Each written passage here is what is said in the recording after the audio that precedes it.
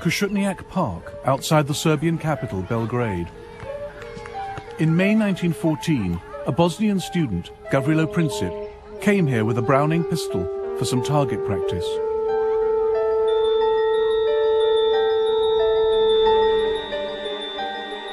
Princip was 19 years old.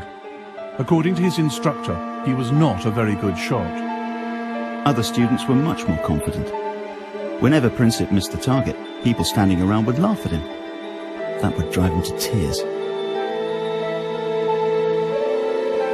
Out of sight in the forest, he had a chance to get his eye in, shooting at trees. His ultimate goal was far more ambitious. I am an adherent of the radical anarchist idea, which aims at destroying the present system through terrorism. In 1914, Princip's wish was granted.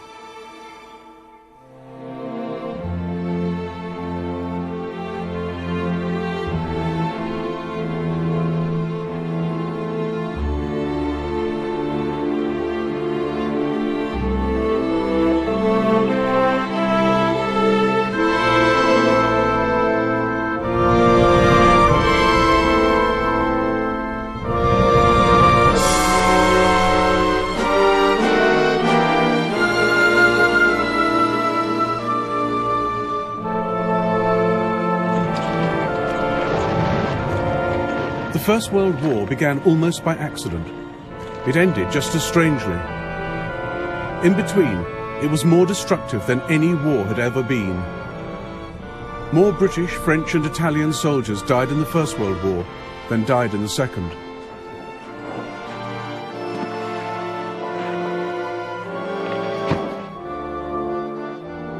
It was the first genuinely global conflict, fought not just on the fields of France and Flanders, but up mountains, across deserts, at sea and in the air. The First World War shaped the 20th century. It sparked the Russian Revolution. It launched America as a world power. The fault lines from its failed peace settlement led the world to a second terrible war barely 20 years later, then to the Cold War. But the ideas the men of 1914 fought for still shape our world today. Nationalism and democracy, the rule of international law and the rights of nations. Now, after the collapse of communism, the European map resembles the one redrawn by the First World War. We live with its unresolved, bitter consequences in the Middle East and the Balkans. And it was in the Balkans that it all began, nearly 100 years ago.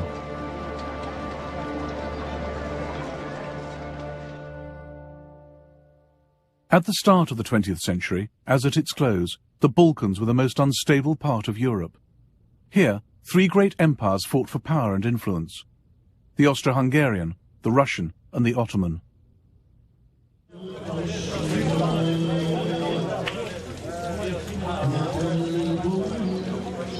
For hundreds of years, the Ottoman Turks had the upper hand. Serbia, Bosnia, Albania were under their control.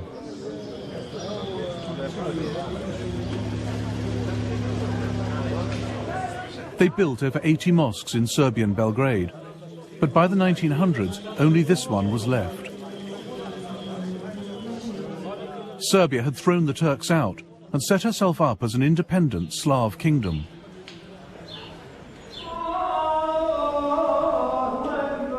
But right on Serbia's border was an even greater challenge to Slav nationalism: the Austro-Hungarian Empire.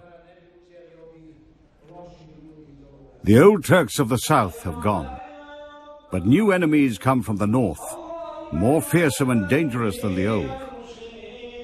They want to take our freedom and our language from us and crush us.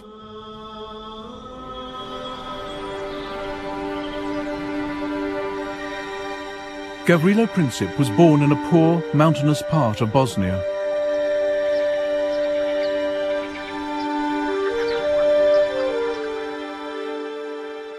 His house was destroyed in the Balkan Wars of the 1990s.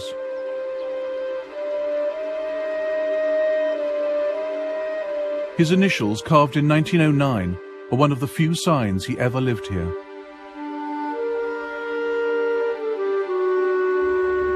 The year before, control of Bosnia had been wrested from the Turks by the Austro-Hungarians, the enemy Princip wanted to destroy.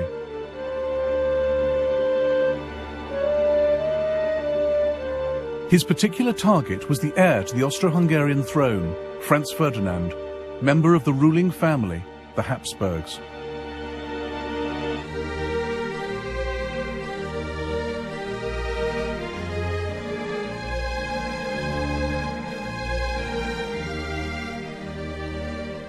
That extraordinary empire, known as the Austrian-Hungarian dual monarchy, is less an empire, or a kingdom, or a state, than the personal property of the Habsburgs, whose hereditary talent for the acquisition of land is recorded on the map of Europe today.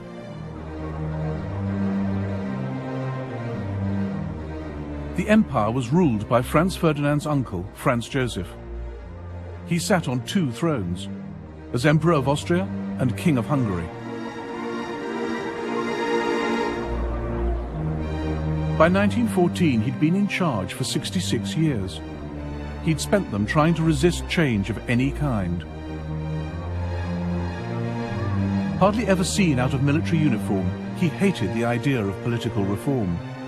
As he told US President Theodore Roosevelt, "You see in me the last European monarch of the old school."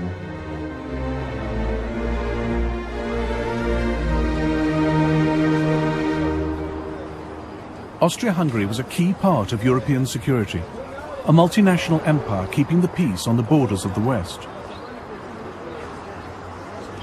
The capital, Vienna, was one of the great cosmopolitan centers of Europe. This was the empire that produced Freud and Mahler, Schiller, Kafka and Strauss. It contained at least 10 different nationalities, not just Austrians and Hungarians, but Czechs, Slovaks, Poles, Romanians, Italians, Croats and Bosnians. A guide was prepared by the British Foreign Office to help work out who was who. Teutons, anti-Slav, vigorous and very wooden and hard-headed, shy and suspicious, manly and close-fisted. patriotic. Very tall, big noses. Slovaks, ignorant but artistic. Ruthenes, savage and ignorant, but Czechs, musical. energetic, forceful, intensely... But it was also an empire in a state of constant crisis. Poles, all for Polish independence. Bosnian Serbs, pro-Yugoslav. Italians, anti-Austrian. In all the empire, only the Hungarians and Austrians had any real power, and the Hungarians refused to share it with the rest.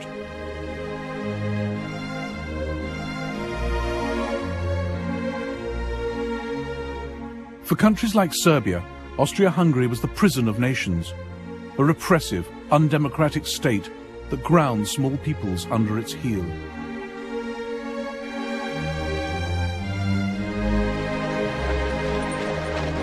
In 1905, there were nationalist demonstrations in Vienna.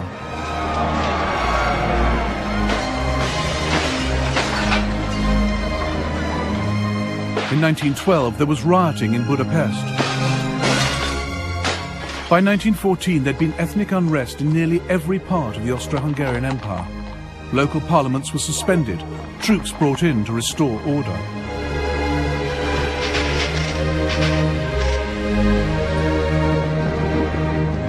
Austria-Hungary's domestic problems gave opportunities to her enemies.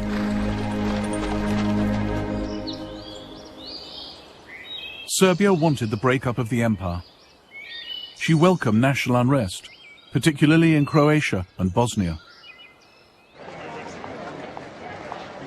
Backed by Slav Russia, Serbia saw herself as the only independent hope for Slavs living under foreign rule in the Balkans.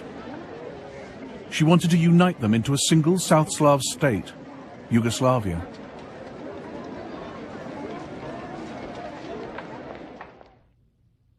Dragutin Dimitrievich was an officer in the Serbian army. He opposed any kind of friendship with Austria. The blind surrender to Austria's embrace was a most shameful betrayal of Serbian traditions. I realized that Serbia must in full measure become the leader, not only of Serbs, but of Yugoslavia. Dimitrievich believed killing kings could bring political change. It had worked for him in the past. In 1903, he led a palace revolution, killing the old king of Serbia, who was too close to Austria for the army's liking, and installing a new one. The crowds expressed enormous joy. They stuck flowers and leaves in their caps. Windows were decorated with banners, flowers, garlands. Belgrade was celebrating. The rest of the world was horrified at Serbia's bloody coup. Serbia was treated like a rogue state, a nest of revolutionaries, one foreign minister complained. Only 2 countries sent ambassadors to King Peter's coronation: Russia, Serbia's greatest ally, and Austria, her greatest enemy.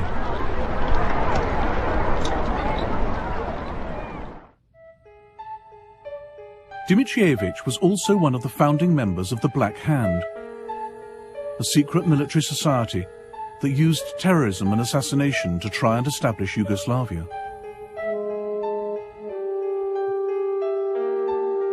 He is said to have sent men to murder Austro-Hungarian military leaders and cabinet ministers.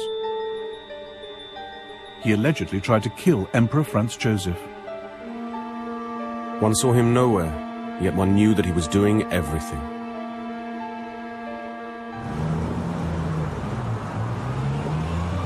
By the spring of 1914, Gavrilo Princip was also in Belgrade, talking revolution with his friends.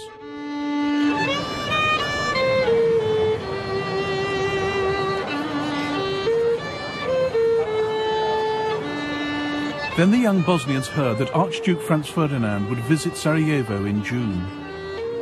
Here was their chance to match deeds to words. Luckily for them, their plans reached the ears of Dimitrievich and the Black Hand.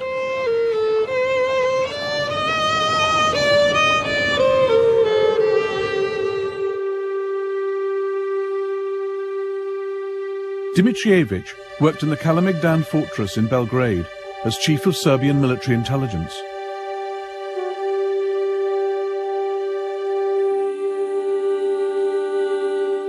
In the spring of 1914, Major Voja Tankasic, also in the Black Hand, walked into his office with a question. I've got some Bosnian youths pestering me.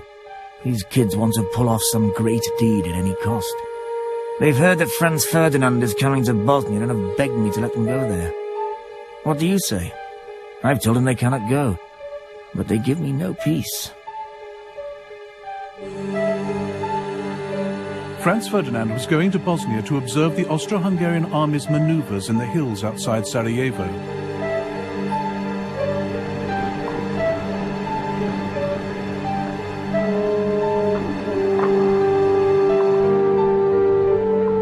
As intelligence chief, Dimitrievich feared these maneuvers were a smokescreen, that what Franz Ferdinand really planned was an invasion of Serbia.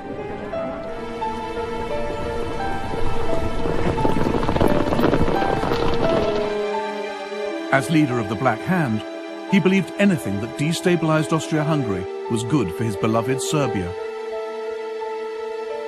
Princip's plan to murder Franz Ferdinand suited him perfectly. Fine, he said. Let him go.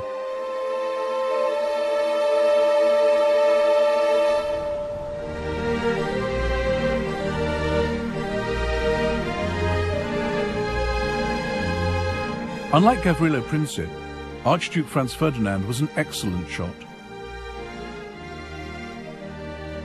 One of his castles, Konopisht, in what is now the Czech Republic, is full of the evidence. By the age of 50, he'd shot 5,000 stags, as well as 200,000 other animals, all carefully numbered. Anyone who disturbed the Archduke's peace at Konopisht by trespassing on his land, as unsuspecting trippers sometimes did on Sundays, had to reckon with being shouted at by an irascible and almost apoplectic proprietor, who threatened to shoot anyone who dared set foot in his grounds a second time. By 1914, Franz Ferdinand was emperor in waiting. Everyone knew it couldn't be long before his uncle died. Even the official portrait was ready, Franz Ferdinand with the stars and sash only the emperor could wear. He had no time for the etiquette and convention that hemmed in the Vienna court. He defied his uncle by marrying Sophie Hotek, who was not of royal blood.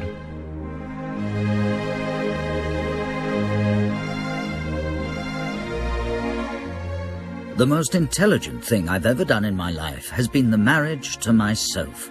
She is everything to me. My wife, my advisor, my doctor, my guardian angel. In a word, my entire happiness. Franz Ferdinand also had radical ideas for political reform. He recognized that the less power national minorities had within the empire, the more they'd look to other countries for help. The old system allowed ethnic Germans and Hungarians to dominate the government. It was a system that couldn't last.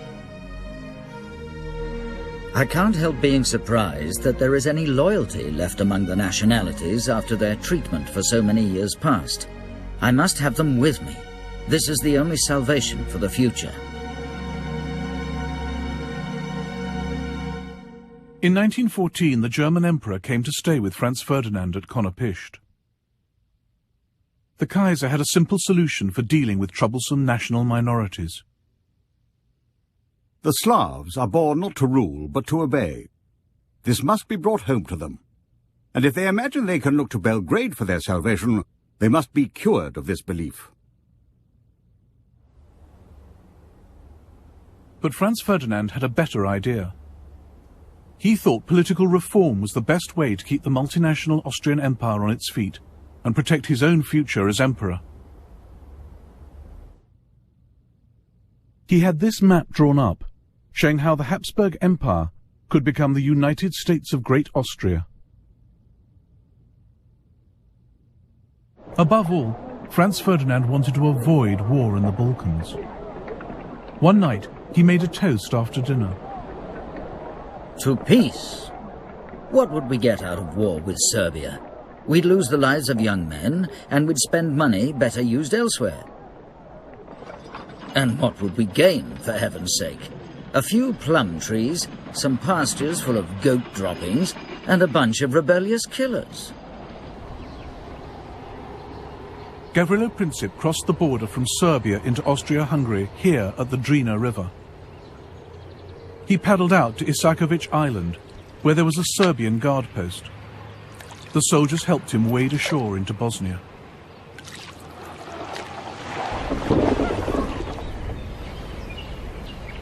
From here, he made his way to Sarajevo, where he met up with 6 others in on the plot. The Serbian Major Tankasic had supplied them with 4 pistols, 6 bombs, and suicide pills in case of capture.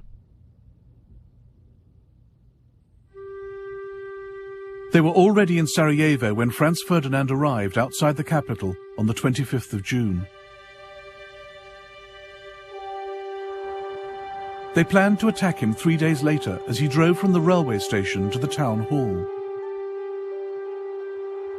One would be stationed at the first bridge on this road. Princip and the others would cover the rest of the route.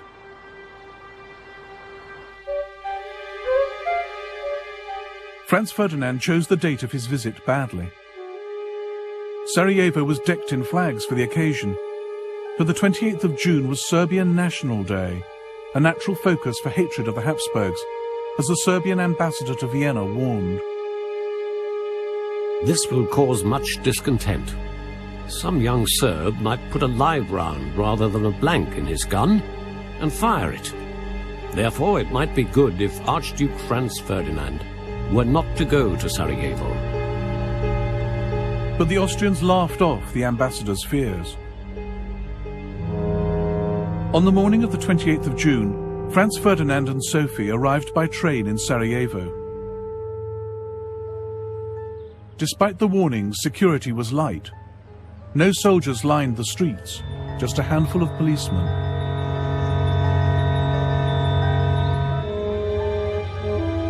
The royal car was a Greffenstift Tourer. At Franz Ferdinand's request, it travelled with the top down, very slowly, so the crowds could see him and he could see the sights.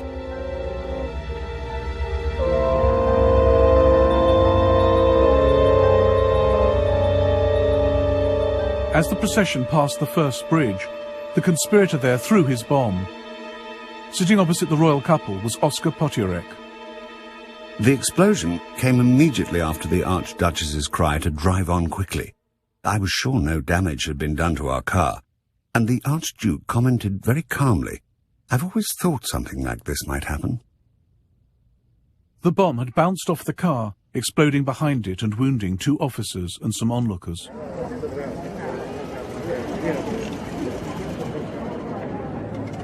Franz Ferdinand stopped to ask after the casualties before hurrying on to the town hall.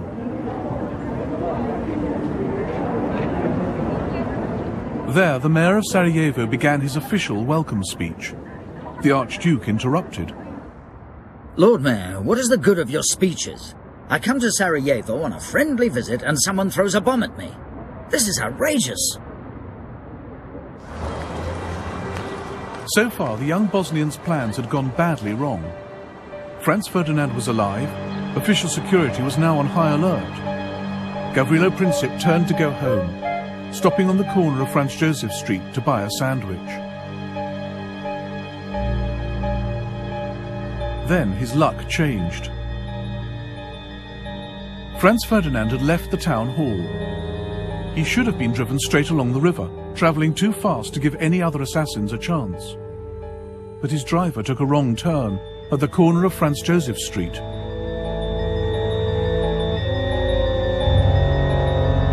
As the royal car tried to reverse onto the main road, Princip came face to face with his target. At that moment, I heard the crack of a pistol shot, followed swiftly by another, and saw in the same split second a man standing right in front of me being thrown to the ground by the people around him, and the shining sabre of a security guard descending on him. A thin stream of blood spurted from His Highness's mouth onto my right cheek. The Duchess cried out, "In heaven's name, what has happened to you?" Then she slid off the seat and lay on the floor of the car. I thought she had simply fainted. Then I heard His Imperial Highness say, "Sofurl, Sofurl, don't die, stay alive for the children." I asked him if he was in great pain. He answered me quite distinctly, "It's nothing." Franz Ferdinand and Sophie died on the way to hospital.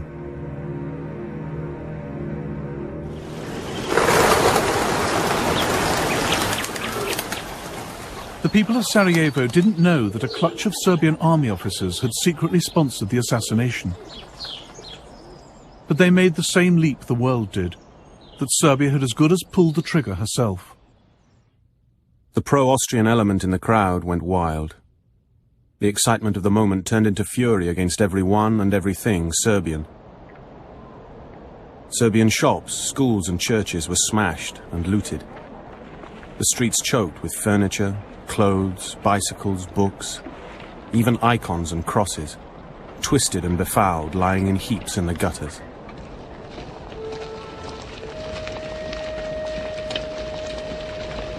Over 200 Serbs were arrested in Sarajevo alone. Local officials hanged some in the city prison. Many more died in pogroms across Bosnia and Herzegovina.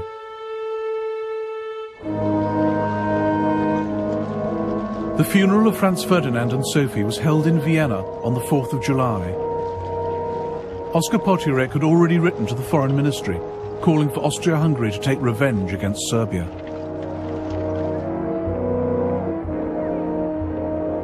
We must take the first opportunity for a destructive blow against Serbia to give the monarchy a few decades of calm internal development. Serbia must learn to fear us again.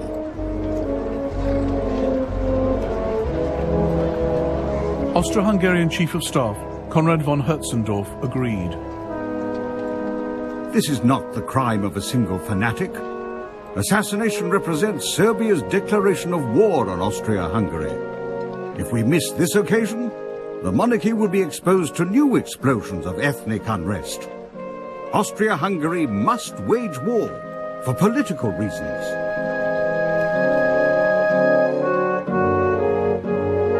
In life, the Crown Prince had been a champion of peaceful coexistence with Serbia. In death, he was becoming a cause for war.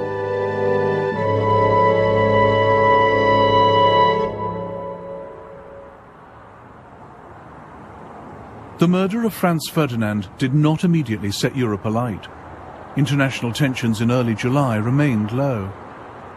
But behind the scenes in Vienna, Austria-Hungary's leaders were planning how to take revenge on Serbia without getting stamped on by Serbia's powerful friends.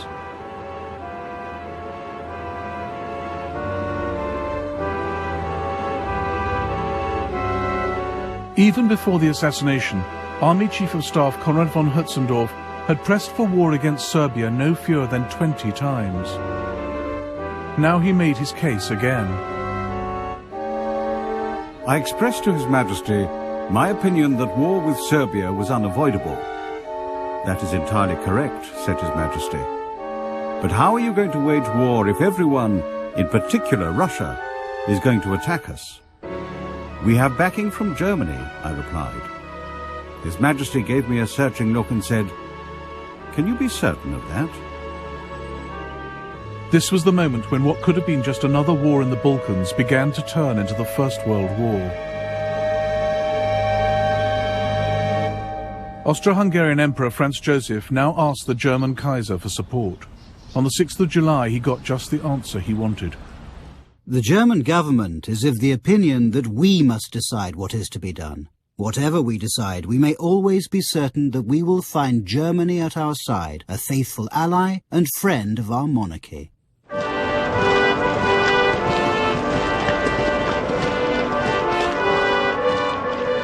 Germany's crucial decision to back Austria was made with no care for the consequences. Neither the Kaiser nor his senior political and military leaders took any steps to find out what Austria-Hungary had in mind. It was an extraordinary oversight, because nothing in the Balkans happened in isolation. Europe was divided into two camps. On one side were Germany, Austria, Hungary and Italy. On the other were France and Russia. War with one could mean war with the others. No one knew how Russia would respond if one of the leading Balkan countries was attacked. She might go to war with Austria to protect Serbia. Then Germany would have to fight to protect Austria.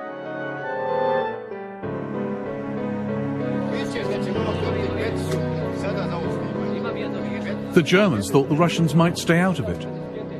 The German ambassador in St. Petersburg insisted Russia couldn't risk war for fear of internal revolution. The German foreign minister decided Austria would quietly settle with Serbia. The German chancellor, Bethmann Hollweg, was almost as confident. The crime of Sarajevo was reprehensible, but politically it would have the positive result of making Russia thoroughly disgusted with the Serbs.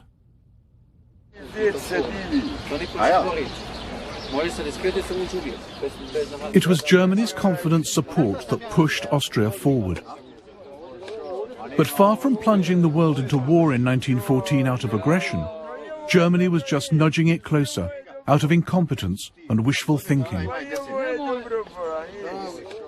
The Kaiser was so sure no war was brewing that he went on holiday.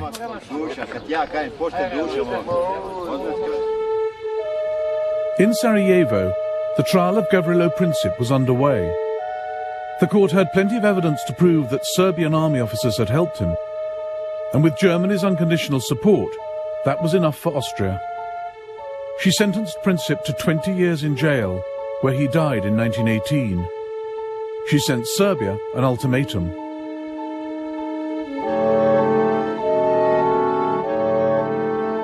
This document was Austria's excuse for war.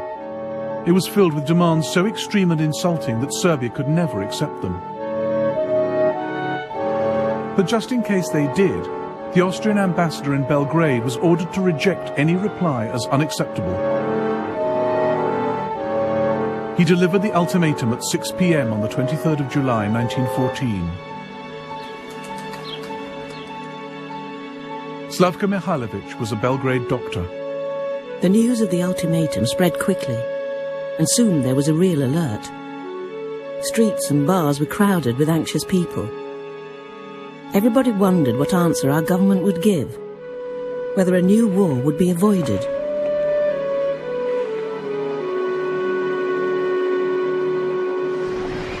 Austria's ultimatum caught the world's diplomats napping.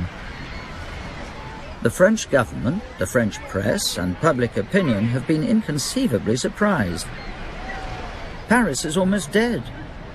All the ambassadors but one are out of town. The Italian ambassador is in Ireland. The Kaiser was on his yacht in Norway when the text of the Austrian ultimatum arrived. The Kaiser arrived on deck as usual after breakfast and said to me, I was still holding the wireless message, "That's a pretty strong note for once in a while." "It certainly is," I replied, "but it means war." Whereupon the Kaiser observed that Serbia would never risk a war. She might not have risked it on her own. But on the 24th of July, the Serbian regent, Prince Alexander, telegrammed Russia for help. In St. Petersburg, the Russian foreign minister spoke frankly to the British ambassador.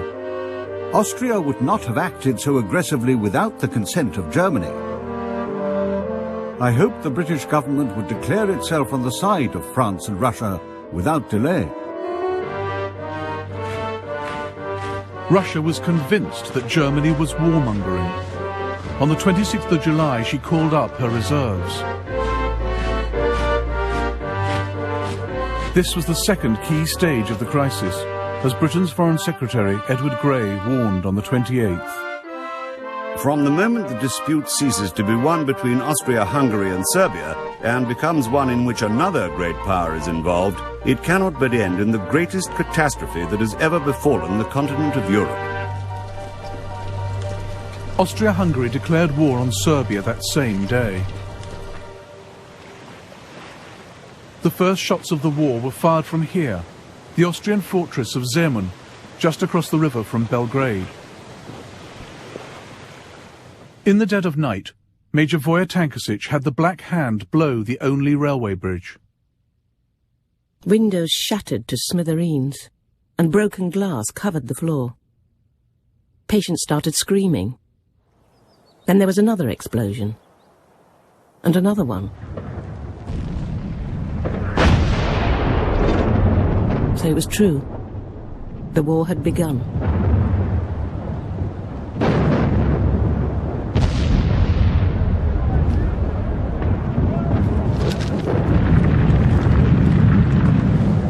How well our old city deserved the name the Turks had given her, the House of Wars.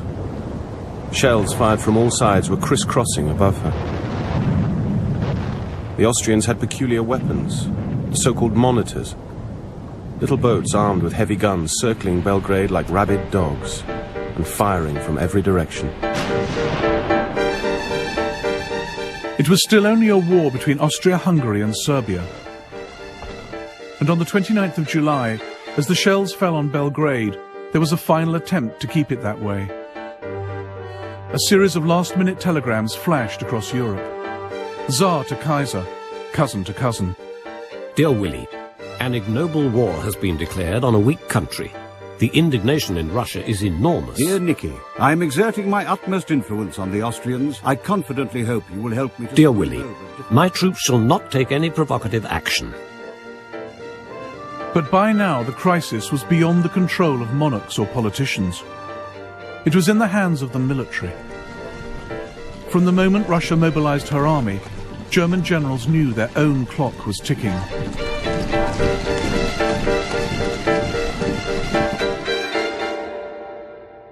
The alliance between France and Russia meant that Germany faced a war on two fronts.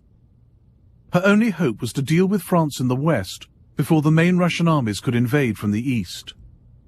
That left no time to wait and see. For Germany, Russian mobilization meant war.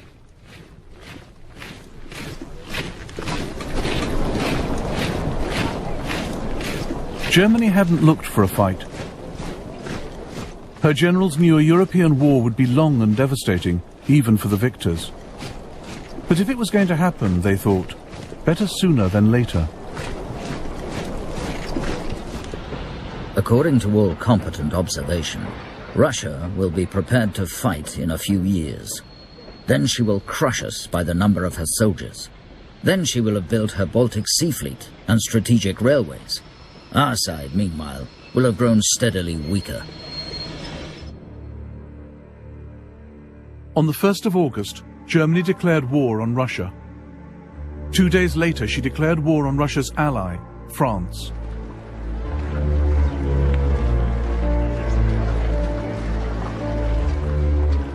Across Europe, 10 million men headed off to fight. For all the bans and flag-waving, many went unwillingly to war. Where are we off to? France? Belgium? Or the East? At the station, people waved goodbye, some with handkerchiefs. I thought of my wife and child left alone at home. In fact, it wasn't so much a thought as a fearful shadow flitting over my soul.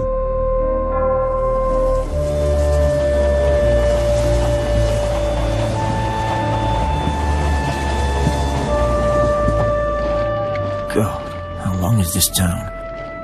My bayonet's digging in, my collar's strangling me. And when I look up, I see a pretty girl.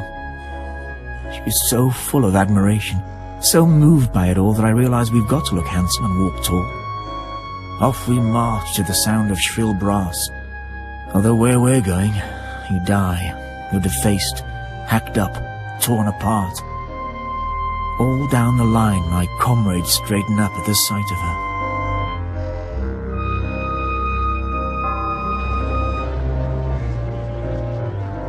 There's great excitement among my comrades. The bachelors are calm, they're even joking about it. Family men are depressed. Some are saying we'll get nothing from this war. We'll get beaten by the Germans. What's in it for us peasant soldiers? Why have we got to fight for some offended Serbs? The leaders had little better idea why they were fighting than the men. They had no lists of war aims. Germany and Austria, Serbia, Russia and France were all convinced they were fighting a defensive war, forced on them by someone else.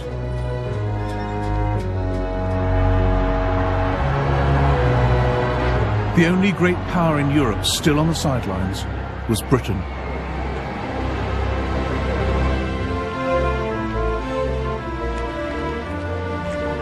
On the 2nd of August 1914, Britain was still at peace, but only just. We've been in a state of great excitement as the reservists are being called up.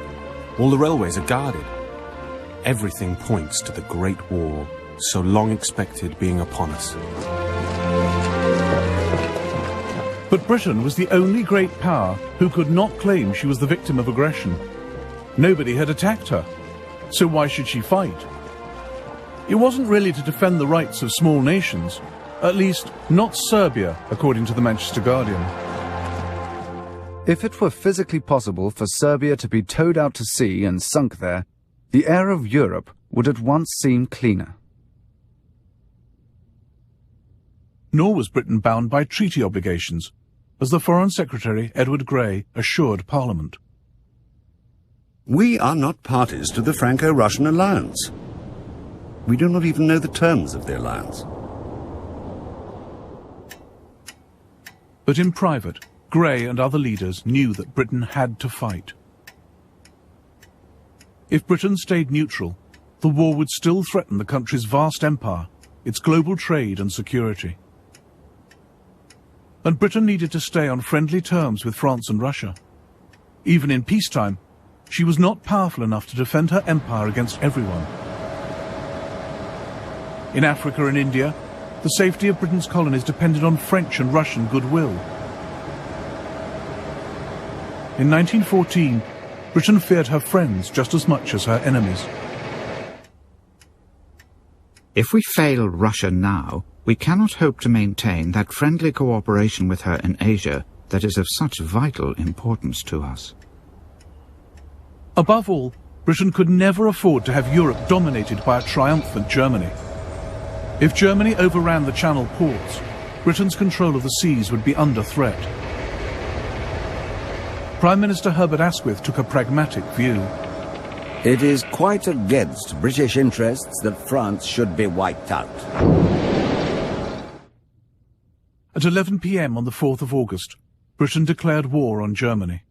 It was like awaiting the signal for the pulling of a lever which would hurl millions to their doom. The deep notes of Big Ben rang out into the night, the first strokes in Britain's most fateful hour since she arose out of the deep. Every face was suddenly contracted into a painful intensity. It's horrible to think of all the suffering which may follow our mobilization. I suppose the less one thinks of it, the better. We never talk of death and very seldom think much about it. It's when everyone is asleep and you are awake that sometimes you look into the future and wonder. The British government had a war book listing all that had to be done in an emergency. The country's leaders knew war would be a long and painful struggle, a slow, grinding process of blockade, of starving the enemy out. But most civilians had no idea what they were getting into. Across Europe there was a run on the banks. The war couldn't last longer than a year, the French finance minister told a British general, because the money to pay for it would run out.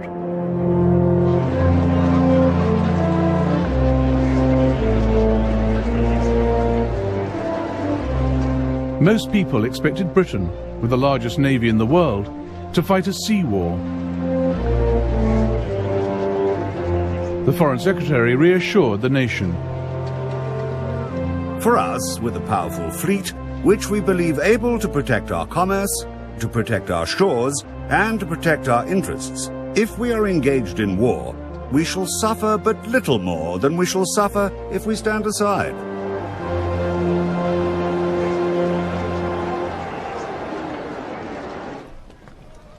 Bert Fielder was a sergeant in the Royal Marines.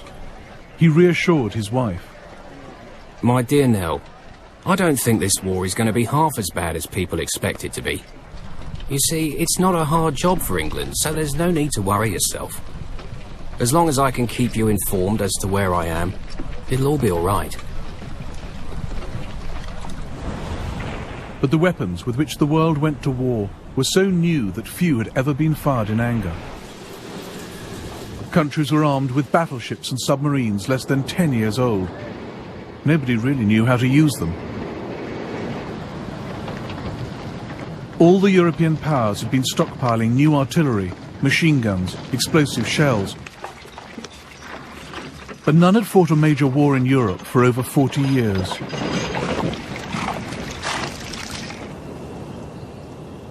The crisis had begun in the Balkans. And as the Austrians faced up to the Serbs, the First World War started here as it would go on everywhere else. A war in which old scores would be settled and the rule book thrown away.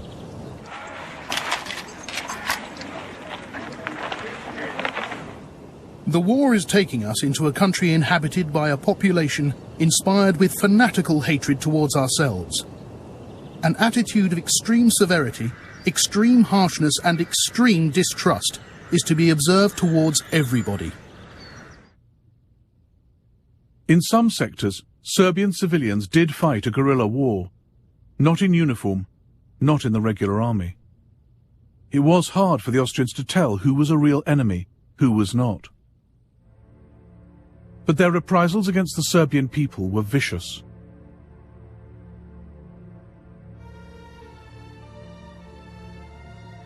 This was a war of nationalities and races, not just against an enemy army, but against whole peoples. In the first month of the war, 4,000 civilians in western Serbia were killed or disappeared.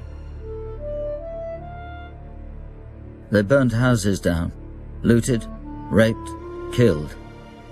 17 people, all women, girls, children tied with rope, dead in a ditch by the road. All of them slaughtered. At 9 a.m. I went to Ležnica to get some supplies for the battery. In the town you could see the atrocities left behind by the enemy.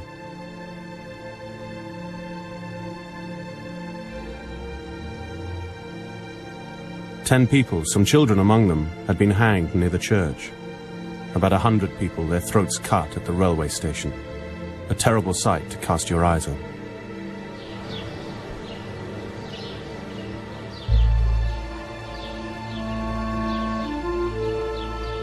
At the Serbian town of Primeira, this memorial commemorates those who died.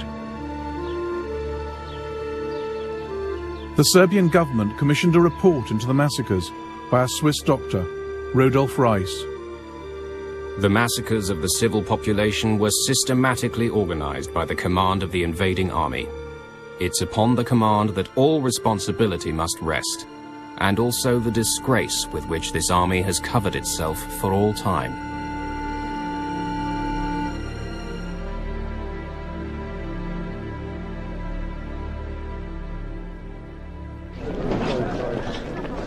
Austria-Hungary was far less ruthless when it came to fighting the Serbian army. That too set a pattern for the war, a foretaste of the military weakness which would dog Austria-Hungary's partnership with Germany. This was a war in which events on one front could have a critical effect on another.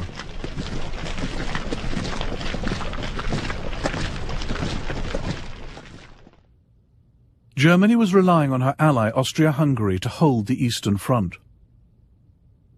With Russia massing on her borders, Germany was horrified to learn Austria had concentrated her reserves not against Russia, but down in the Balkans to deal with Serbia. Meanwhile, the main Serbian army had marched up from the south of the country, gathering numbers as it went. On the 12th of August, it finally met the Austrians at Ser Mountain.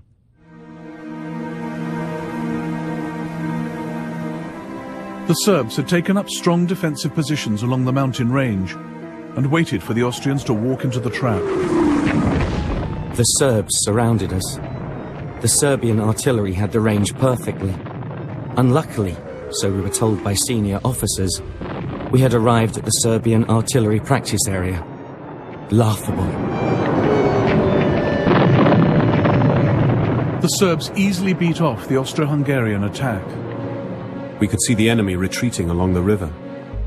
Their ammunition train left all their carts in the valley and ran away as soon as they were hit by our artillery. A beaten army? No, an uncontrolled mob ran towards the border in senseless panic. Drivers whipped their horses. Officers and soldiers shoved and squeezed through between the columns of wagons.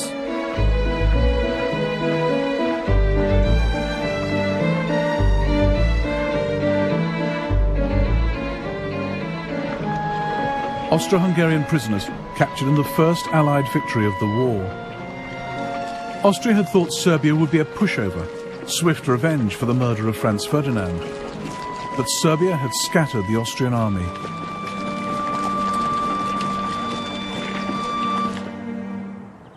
The victories of 1914 cost Serbia 130,000 men. They did not die in vain, reads the inscription on this memorial to Serbia's dead. Every nation would learn that nothing in this war would be easy, quick, or clean.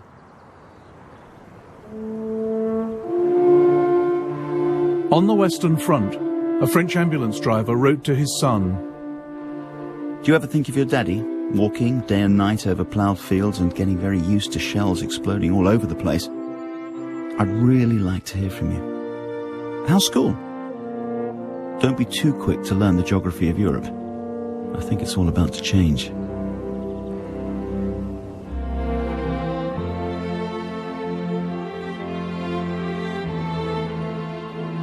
In the next episode of the First World War, German armies roll into Belgium and France, leaving a trail of atrocities.